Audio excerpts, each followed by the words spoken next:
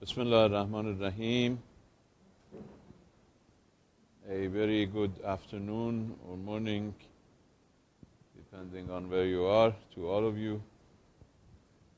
This is the fourth in a series of 5 conversations about the world in transition. During the last 3 sessions, we had a thorough discussion of the importance of transitional period, a historical perspective, a conceptual perspective. We talked about the dangers of miscalculations and the benefits of correct predictions. Then we had a discussion about characteristics of the transitional period. We talked about the length, that it may be a very lengthy transitional period. Here I should say that we cannot say that today transitional period has started and at a certain date it has ended. Long before the transitional period officially started, that is, the collapse of the Soviet bloc, we could see signs of the fading of the old system and the move into a new phase.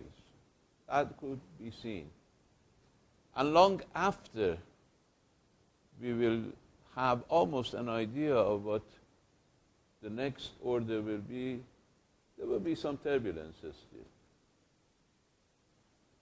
But one of the important characteristics is competition and turbulence. Turbulence during the transitional period will be massive. Competition will be severe.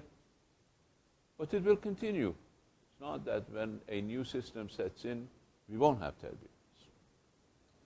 Fluidity and fluid coalitions is one aspect of this transitional period.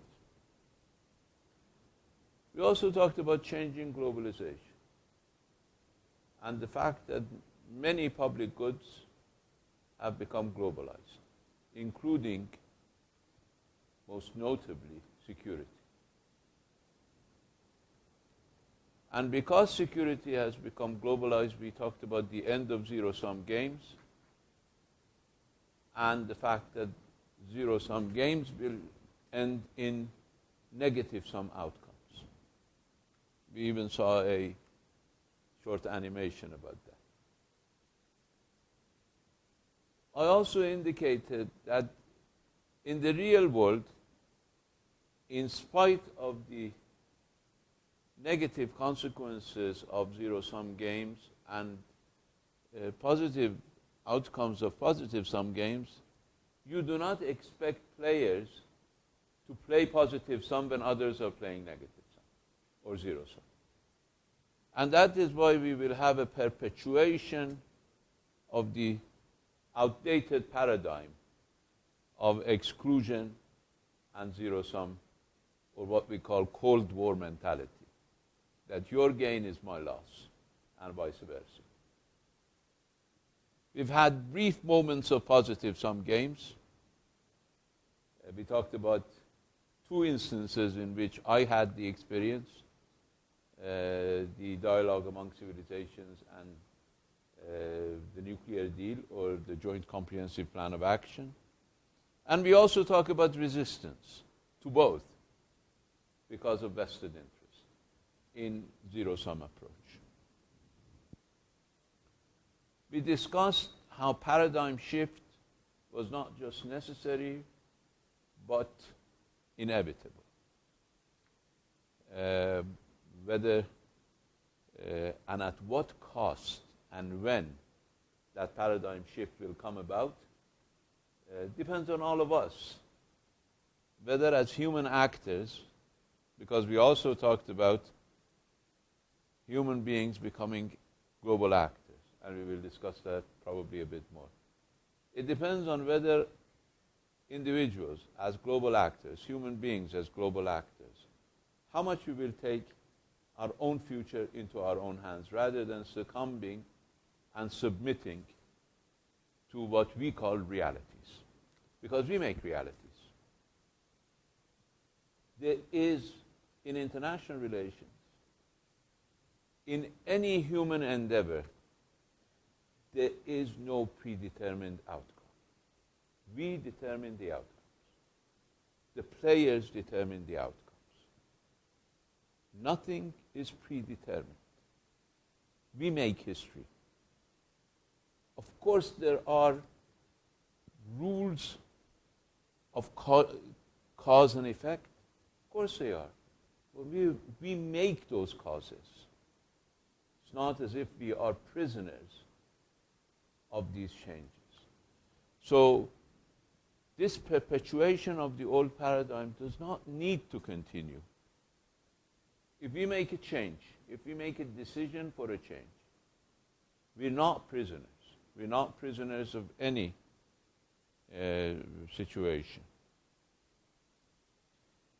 The paradigm shift is inevitable because of a number of reasons, which we started last week. We will continue this week, and we will end our discussion with why all these changes have led to the end of hegemony. We talked about the diversification of sources and centers of power. In that, we talked about both material sources of power, which in themselves have become diversified. In the past, it used to be only military, then economy, then technology. And then we talked about ideation of sources of power.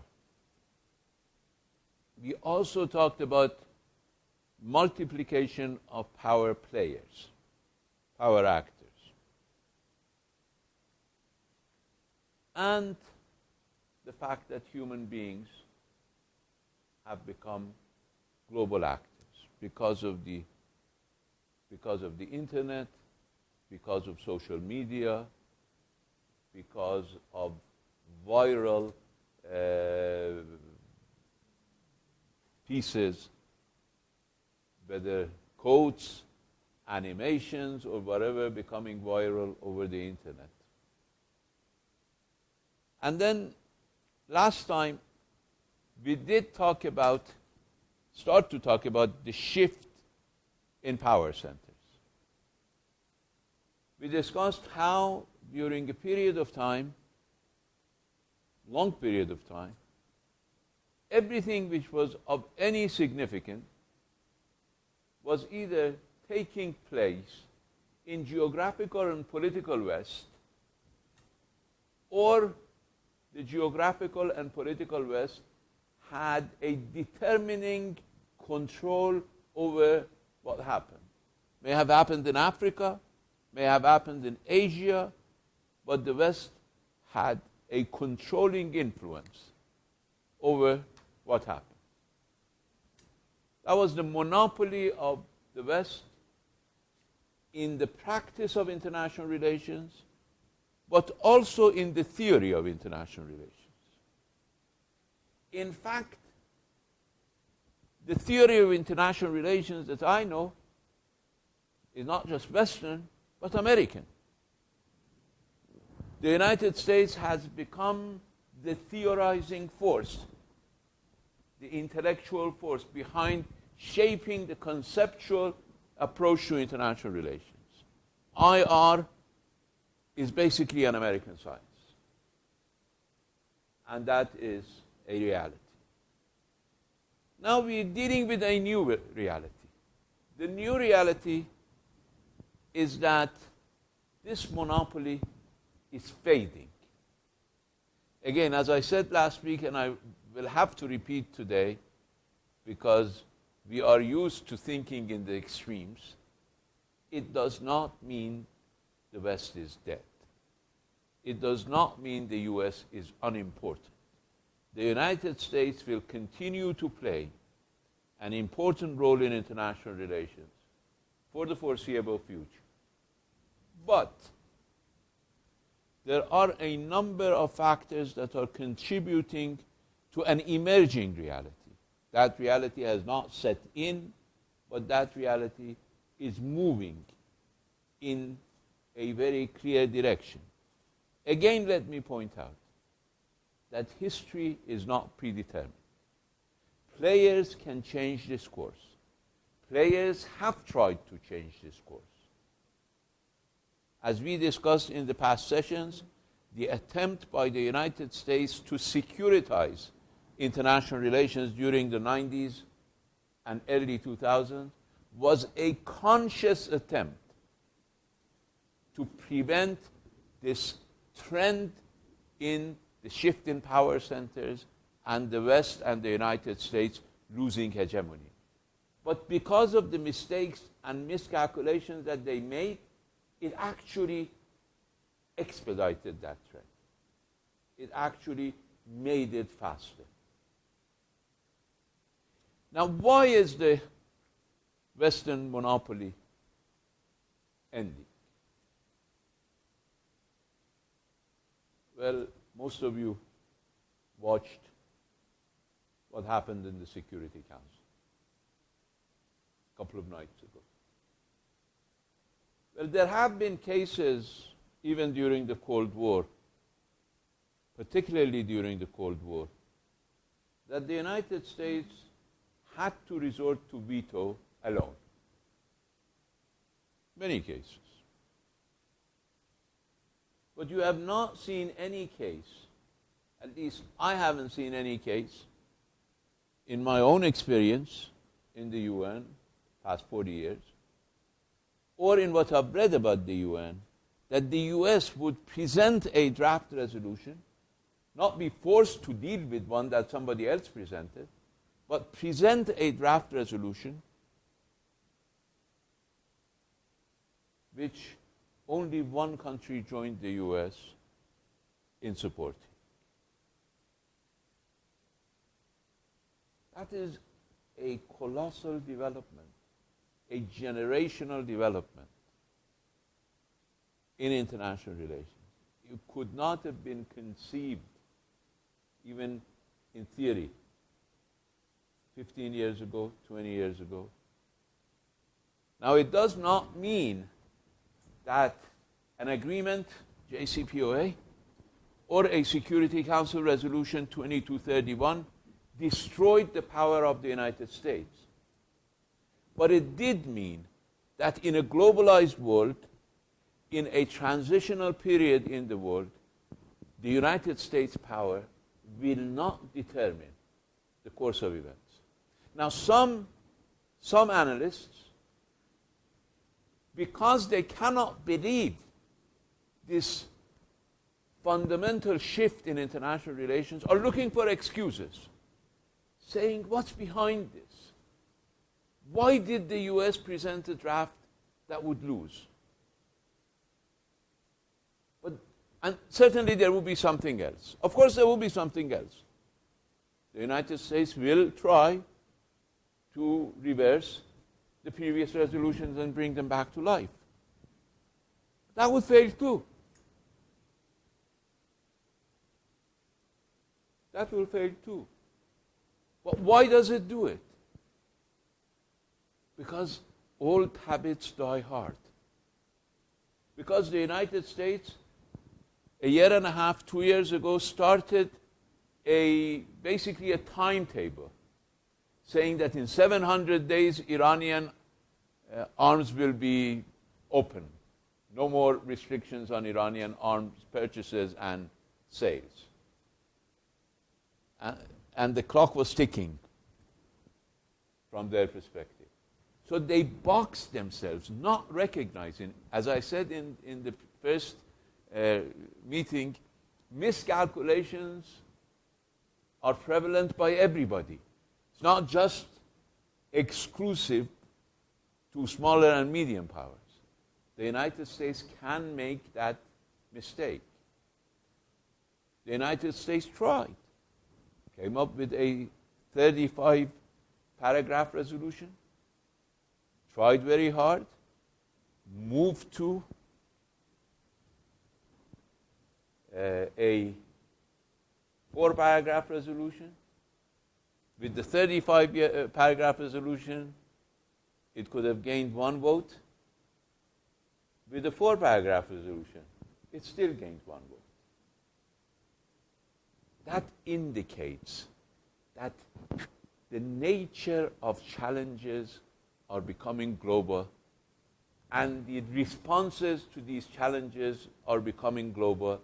And the fact is that big powers will not have an automatic acceptance by others. No longer automatic. They certainly have more ability to move, to build consensus, if they play their cards right, than others. But if they do not play their hand right, then they can lose. Unless we change our mentality, we cannot predict what will happen. And then when something happens, we try to find basically conspiracy theory explanations for something that can be explained by very clear and very obvious rules. So developments are global. The West is not capable of addressing those global challenges by itself. It needs others.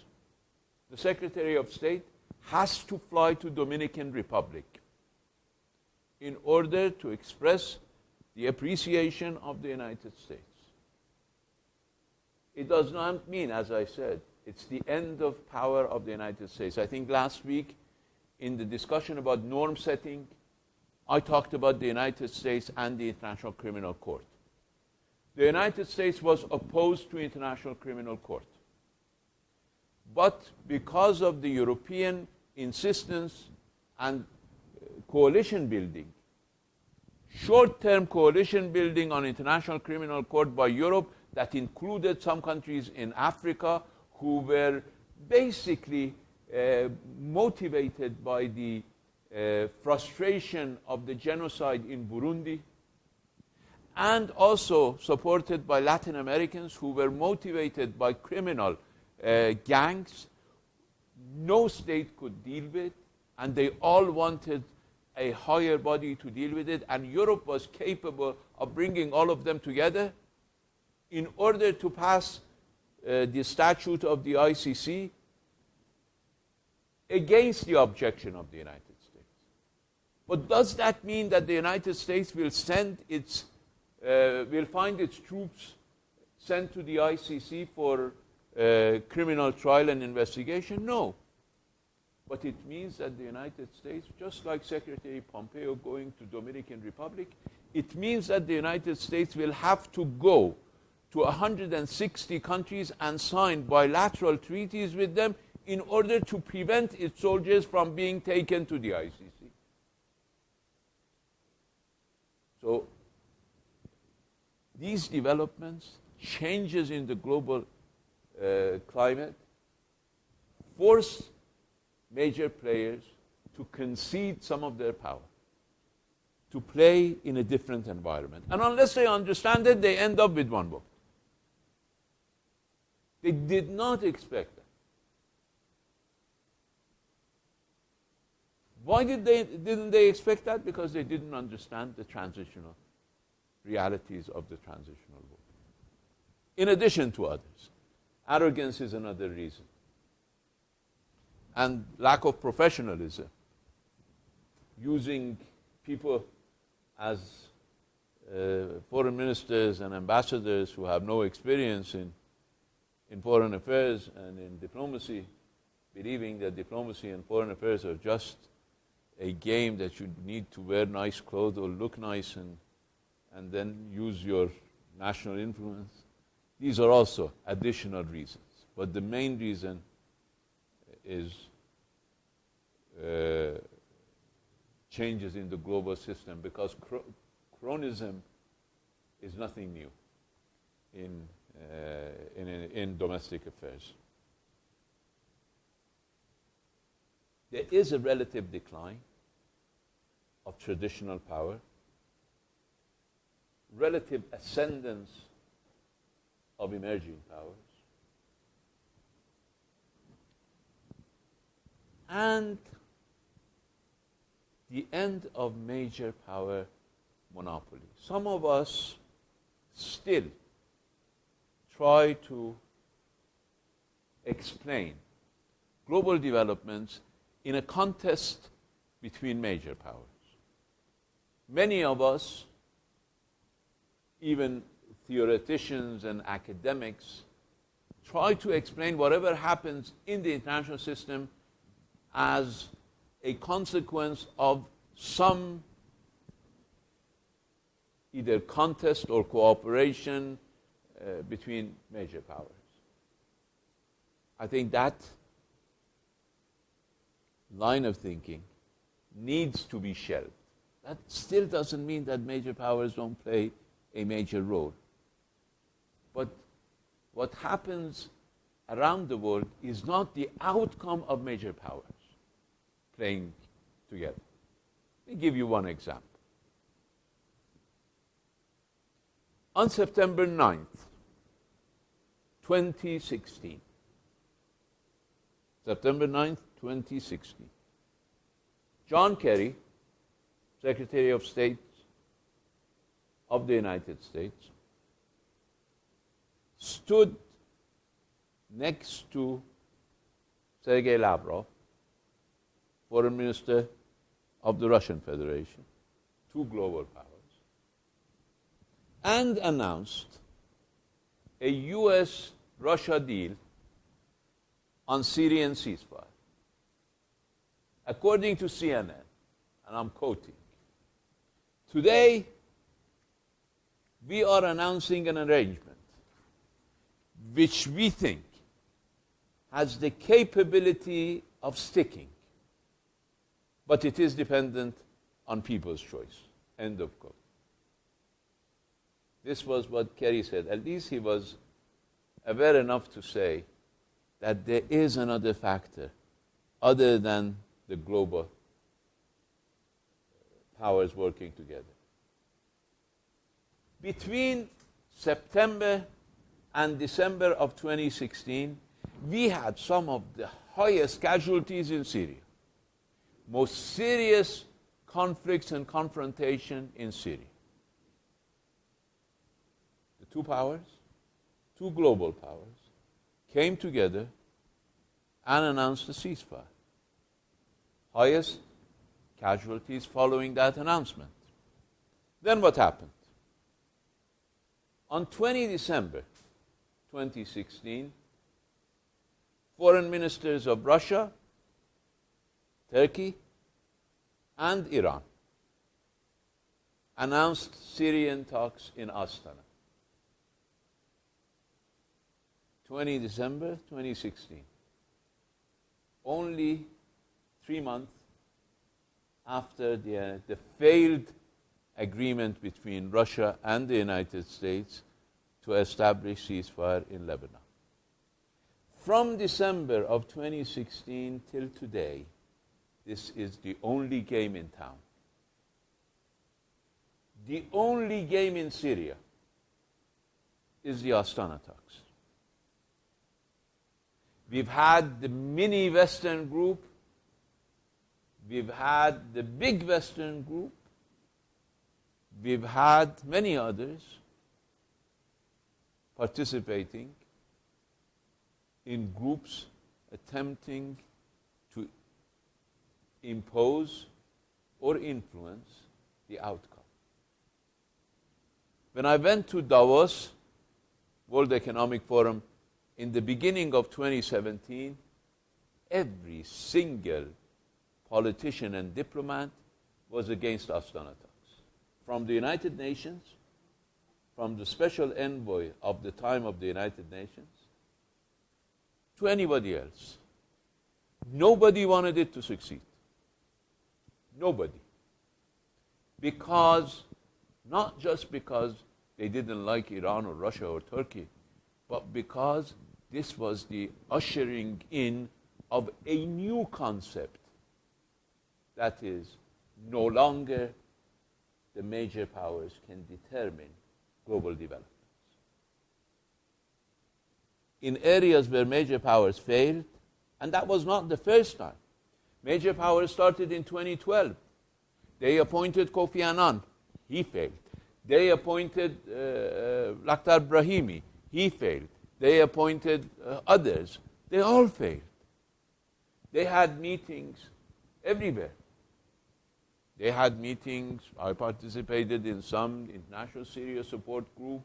They had the Montreux meeting where they disinvited Iran from participating. They had all sorts of meetings. They failed. But three countries, not on the same wavelength, each having different perspectives, were able to play an active role. And if you say these three countries controlled everything in Syria, I would beg to differ. Because there were groups that were paid by other countries. There is a change. We now have reduced hostilities in Syria. We have started a political process. When the Astana process announced the formation of the Constitutional Committee, nobody was in favor of it. Everybody believed it was a hoax. Because the West is used to thinking that it is the only source of presenting lasting solutions. That if it comes from anywhere else, it has ulterior motives. And therefore, they would not welcome it. But it has had sessions. Nobody expects a war that has lasted 11 years to reach a peaceful political outcome in 10 weeks or in 20 weeks or in 1 year. But it's moving where no Western initiative, no major power initiative could have moved. There's similar situations in Africa, where the organization of African unity has been much more effective. I'm not creating a utopia where regional organizations are playing an active role, but it has been much more effective in dealing with various problems than even the United Nations. So we have actually moved into a post-Western era. It's not antagonistic towards the West, as I said last time. It's not anti-Western chauvinism. Because in today's international relations, global relations, this type of chauvinism will only end up damaging your own interests. But it's a reality. I don't know whether I mentioned this. Munich Security Report, the Munich Security Conference, which is the foremost Western security conference, started in the 1950s. And it's still held in the same hotel in order to keep that historical sort of aroma or aurora of the 1950s. It's a very small place, a very uncomfortable place. It started producing a report every year prior to the conference. In 2016, it was the first report.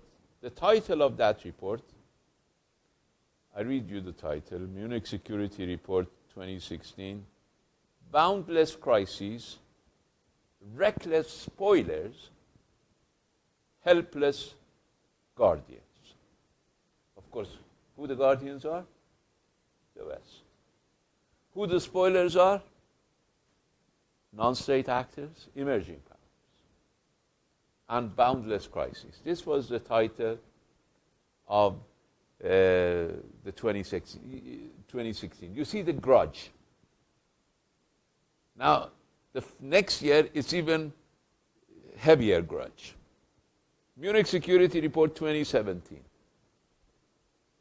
Post-truth. post-West, post-order. That's the title of the 2017 Munich Security Report. 2020, Munich Security Report 2020. You know what the title is? Westlessness. The state of having no West. That is, the West, there is a process of disintegration in the West. West is acting against the West. Maybe it started in the 1990s with the United States pushing for securitization while the Western European countries were pushing for norm setting, and there had clashes of interest. And then the height of it was what they called the Second Gulf War. From our perspective, the Third Persian Gulf War, that is the war against Iraq in 2003, when you had basically France and Germany becoming U.S. enemy number one. Any of you who watched U.S. television during the 2003 war, you saw that in U.S. Congress, they no longer called French fries French fries. They called them what? Freedom fries. That was the type of confrontation that we had between Western countries. Now, most in the West believe that the current administration in the United States is undermining, if not destroying, the Western conception of the liberal world order. So they believe the United States is undermining what they and the United States for the past, whatever, half a century had tried to build. So the state of disintegration in the West has led to a situation where the West is no longer there. As they said, helpless guardians. The state of Westlessness. Now, these are the situation on the ground. The situation on the ground is that the West is conceding that they do not any longer control what's happening around the globe. That is why the guardians have become helpless. But are there conceptual developments? It's very difficult for the West to accept a conceptual development. That is still, IR theory emanates from the West. And IR theory emanating from the West, I mean, we cannot forget the normative role of a theory. Theories are not simply explanation tools. Theories do not just try to explain or even predict. Theories are normative tools. They create an international environment. They don't just explain what's out there, but they create a normative framework for what ought to be out there. And as long as non-Western theories, non-Western conceptual formations of what will happen in the future are not given a possibility, and those of us in non-West are not capable of articulating our approach to international relations, our norms, our ideas, our conceptual framing of the future of international relations, I do not believe we can reach a theory that can explain, even explain, the realities of international relations. This takes me to our last topic for the day, and that is end of hegemony. What I have said up till now, if you just put it together, you will reach the conclusion yourself that hegemony is no longer possible. Not just no longer desirable, not just something that people in the rest of the world resent, but no longer possible. What did we talk about? We talked about power shift. We talked about power shift from Atlantic to Pacific, from traditional powers to emerging powers, from West to post-West. We now have come up with multi-centers of power. We don't have a uni-center of power in the global community. We have multi-centers of power. And we have many contenders. Many newcomers are contending for power. Not only has the West lost monopoly over power, the state has lost monopoly over power, which is one step higher than the West losing monopoly. Emergence of non-state actors, non-state global actors, as we discussed last time, in the field of economy, in the field of information, where individuals can become non-state global actors, in the field of culture, and most importantly, in the field of organized violence or war.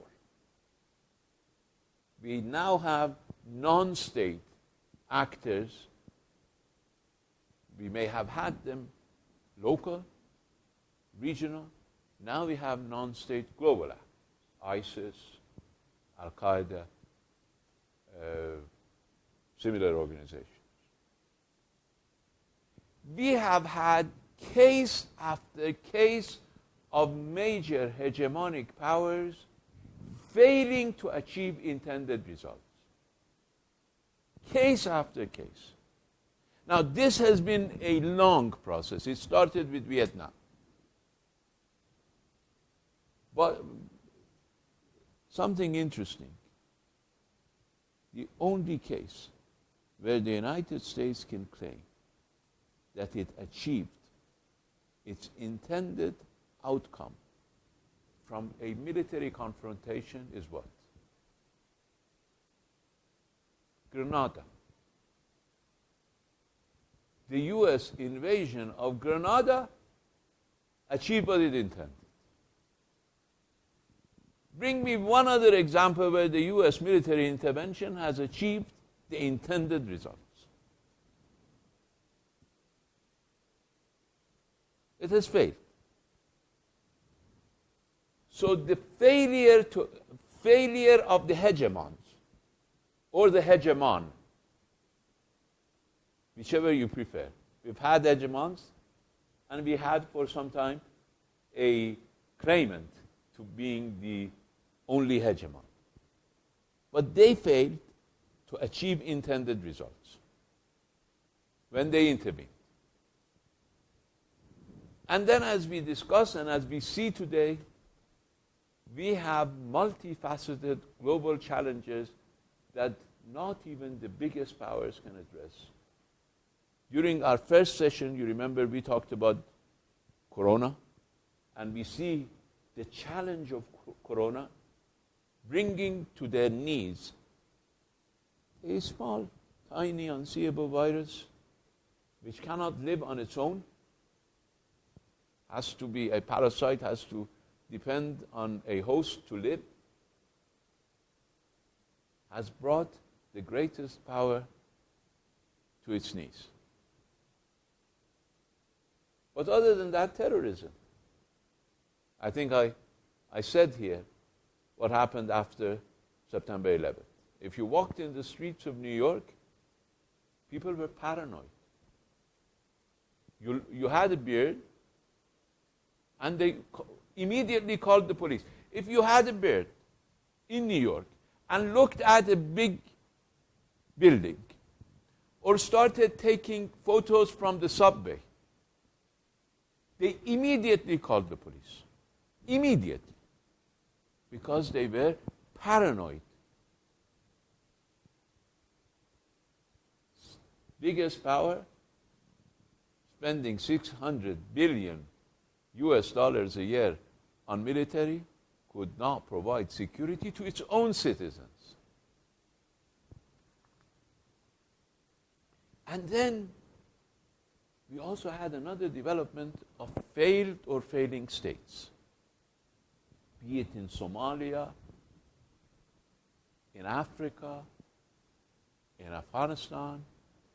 Failed or failing states became an outcome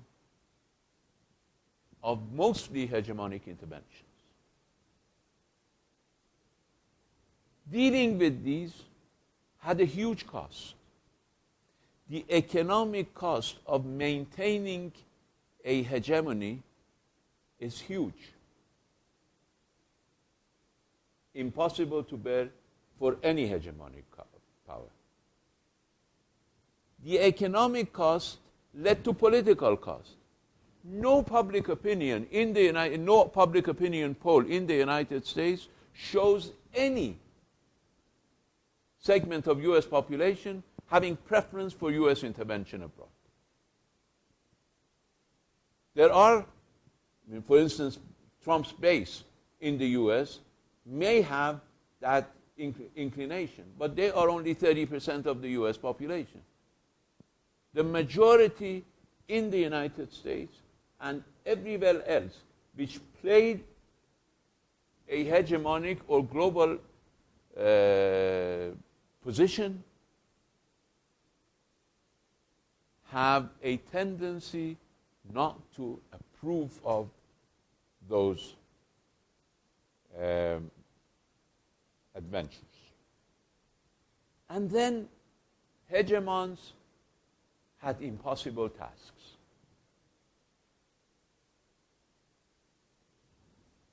They started intervening, and then they had failed states in their hands.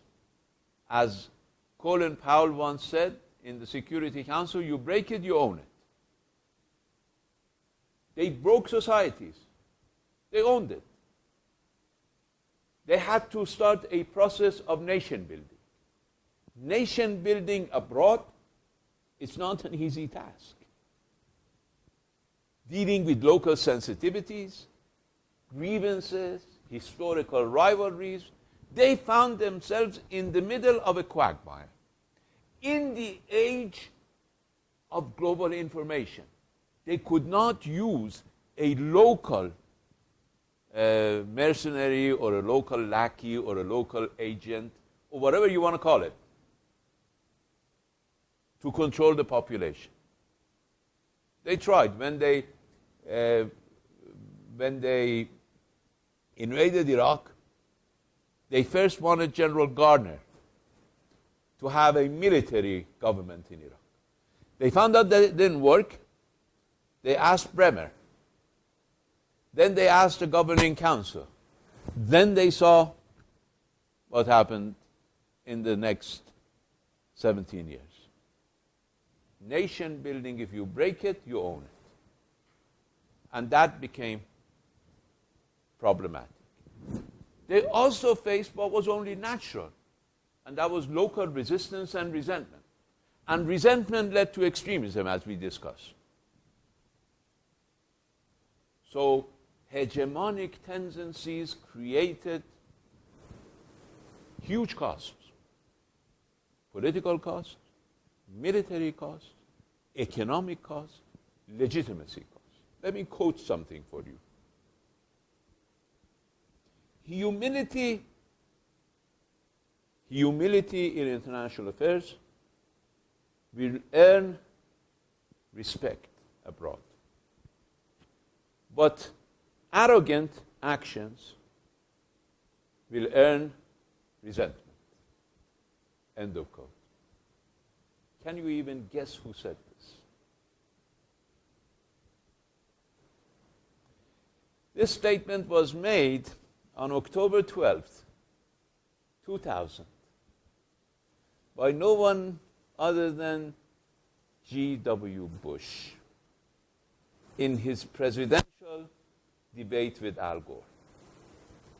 Humility in international affairs will earn respect abroad, but arrogant action will earn resentment. Very, very deep, very wise, but he got himself involved in he got the United States involved in the worst resentment of history, creating Al-Qaeda. Al-Qaeda existed, creating ISIS, creating Abu Mus'ab al-Zarqawi, who was the father of ISIS in Iraq, and whatever that, Afghanistan, you now see that after some 19 years, they are negotiating with the same people they try to overcome in order to find a way to escape Afghanistan. The most important objective of the United States today in Afghanistan is to get out at whatever cost. Hegemony is expensive. Hegemony is no longer feasible. Not desirable, it's no longer feasible. This led to unmet expectations in the West, and that led to extreme nationalism in Western Europe and two competing trends in the United States. Isolationism. Trump started with an isolationist approach, saying that let Iran deal with Daesh, their worst enemies, and ended with a unilateralist approach. These two competing trends which sometimes converge. And we now need global action. But there is both a unilateralist tendency that would destroy the United Nations, as we have been seeing and we will continue to see in the next few weeks, and there is a real fear, even among the big five, the permanent five members of the Security Council, that you will see a disintegration of the Security Council if the United States continues with its so-called snapback situation. It's a very nightmarish scenario for a lot of people. But there is another very unfortunate development. As global hegemony is fading, some regional powers believe that they can fit in. And they can become regional hegemons. The wars in Syria, in Libya, in Yemen, all of these, Lebanon, all of these are because some newcomers who did not even have a hope of playing a global role, like our neighbors in the UAE, now are extending their hands, going well beyond their capabilities, interfering in Yemen to Libya, to Somalia, elsewhere. This is because the vacuum of a global hegemony, caused because hegemony was no longer feasible, is enticing, tantalizing smaller countries which never could have imagined playing a more than national role into trying to become a regional hegemon. The fact that the United Arab Emirates has established diplomatic relations with Israel is nothing new. They always, over the last few years of the transitional period, believed that they can become the Israel of this region, that they could have a small, effective army like Israel, so that they could intervene, so that they could play a hegemonic role. Regional hegemony, by whatever power, will have no better future than global hegemony. It works against the realities of the global situation.